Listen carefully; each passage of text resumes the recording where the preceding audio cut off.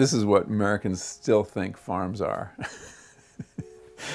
but aren't anymore. This is the agrarian vision we hold in our heads when we pick up that package of industrial food. My name is Michael Pollan, and I am a writer, a science writer, and I've written a series of books about our relationship to nature, and the last few have all been about food.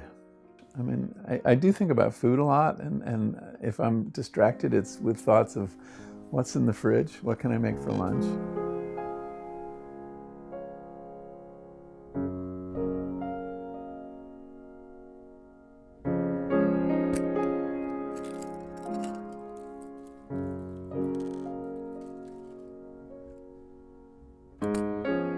We are in my office in Berkeley, California. And my office is a converted sun porch. You know, what's funny about this is I have like $1 million view here and I don't look at it. And I have to remind myself to look up and look out the window, but I'm really this is a place of tunnel vision, and I close this out, and I often feel like this is a waste of a very nice view. What I'm bringing into my mental orbit are the ideas I'm working with, the scenes I'm trying to describe, the people I've interviewed. There's often a lot of food items that people sent me. And this is Nicotiana rustica. This is a potent tobacco from Peru for use in ceremony or daily medicine. Mushroom gathering has been a part of several of my books, and this is a mushroom. This is a very handy tool when you're mushrooming. You can cut the mushrooms off. You don't want to pull them out of the ground with this, and then clean them with this end before you put them in your bag. This fabric is actually made from a mushroom. It was very important to primitive peoples because it smolders so slowly that you could actually carry fire, and the portability of fire was a huge issue.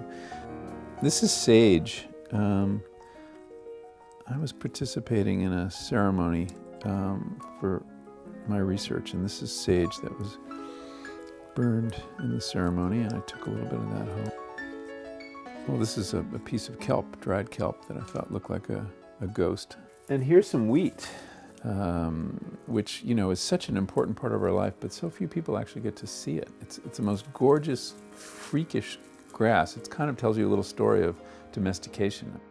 My grandfather, who had a huge influence on me, he was in the produce business. As you can see, he's hauling bags of boxes of produce, and was a great gardener. And we had a very kind of fraught relationship, but the one thing we could agree on was he loved gardening, and he really got me started gardening, and that really led to this whole path I've been on of thinking about nature and our engagement with it. So I owe him a lot. If you had a motion study of my day, it would be desk, kitchen, desk, kitchen, desk, kitchen.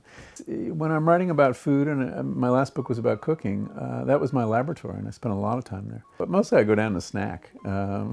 This is where I spend a lot of time every day. And we tried to make it a place where several people could cook together. And so we have this island. It's really durable, and this is a piece of elm that came from a street tree that came down in Oakland, actually. It's pretty clean right now, yeah, but come back in a couple hours. So I'll do some work there, and at various times I work in my garden. I've grown things that I've been writing about, so that's another laboratory. So we don't have any lawn, as you can see. And what we have instead are these raised beds, 3 raised beds where I grow vegetables. It's a small garden, but I found even with a garden this small, there's quite a bit of food. I can often come out here in the summer and find dinner. And then this is a fire pit where we will cook. I mean, we did a lamb here this year, and I've done a pig almost every year. I am really writing out of my everyday life experiences to a large extent, which, you know, leads to lots of good tax deductions.